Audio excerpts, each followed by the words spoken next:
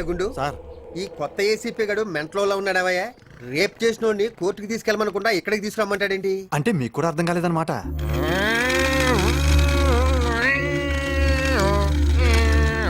Sir sir rape నా లైఫ్లోనే ఓ పెద్ద question mark. నేను నమ్మనురా.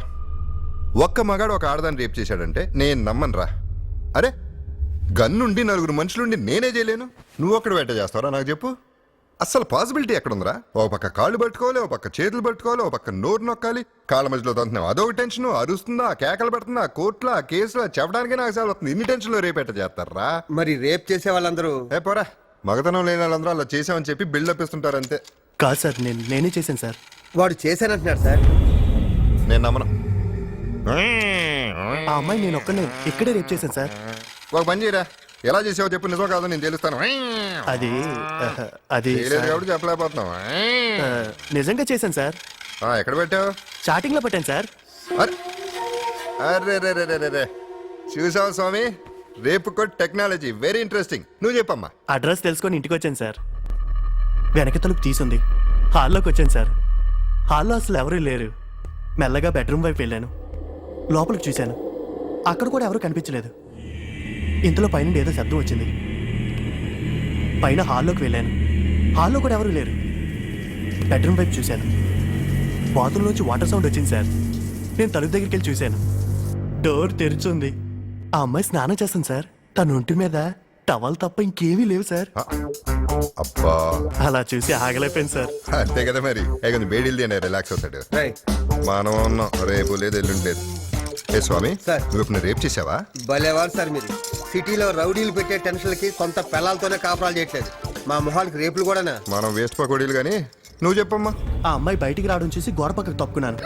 వెనక నుండి గట్టిగా పట్టుకున్నాను. అరవబోయింది. నోట్లో కచ్చి కూకాను. గింజుకుంటూ విడిపించుకోపోయింది. బలవంతంగా వాటేసుకుని మెట్ల మీదగా కిందకి లాక్కొచ్చాను. లాక్కొచ్చి ఇక్కడే పడేశాను సార్. లేచి పరిగెత్తబోయింది. చేతులు రెండు గట్టిగా పట్టుకున్నాను సార్.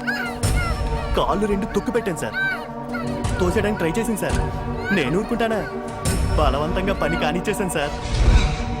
ఏం అమ్మాయి అనుకున్నారు సార్? లైఫ్లో ఎంత మంచి అమ్మాయి దొరుకుతుంది అనుకోలేదు సార్. దొరికింది, చేసేసాను సార్. సార్ మీరు కూడా ఒకసారి ట్రై చేయొచ్చు కదా సార్. అమ్మాయిని అంత ఎంజాయ్ చేసావు కదరా, మర్డర్ చేయకుండా ఉంటే మళ్ళీ మళ్ళీ వాడే పని కదా. మీరు భలేవారు సార్. రేప్ చేసిన తర్వాత ఫ్యాన్ ఫుల్ స్పీడ్ లో పెట్టి పడుకుంటుందా అందరికీ చెప్పేది, అందుకే చంపేశాను సార్. అది నిజమే. తమ్ముడు అలసిపోయినట్టున్నాడు, మంచి ఇరానీ చాయ్ తాగుదారండి. రే ఇది తీసుకెళ్ళండి. రే గుండు సార్, ఈ ఏసీపీ గడు మెంట్లోడు కాదురా, పెద్ద శాడిస్ట్ యాదవలా ఉన్నాడు. పద.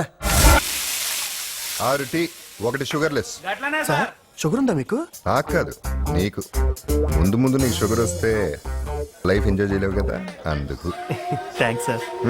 ఇంకే ఇదొకటి. సార్ వాడు భయపడుతున్నాడు. ఎందుకు తమ్ముడు? ఇదిగో టీ తాగు, షుగర్లెస్. గుచ్చుకుంటా ఉంది, అందుకనే బయట పెట్టాను. నువ్వు కానీ అమ్మా. అవునా? ఆ మధ్యన పేపర్లో 13 ఏళ్ళ అమ్మాయిని రేప్ చేశారన్నారు, అది కూడా. అవన్నీ ఇప్పుడు ఎందుకు సార్? 18 ఏళ్ళ అమ్మాయిలా కనిపించింది సార్. ఆ. చేసేకి తెలిసింది సార్ ఆ అమ్మాయికి 13 ఏళ్ళని. కానీ ఫిగర్ మాత్రం అదిరింది సార్.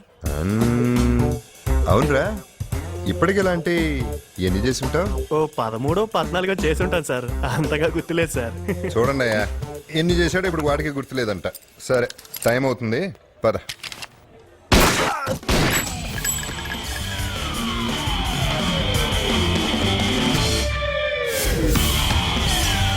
ఎన్కౌంటర్ రాసేమంటారా? చంపింది ఎవరో ఎంక్వైరీ చేయి. ఓకే.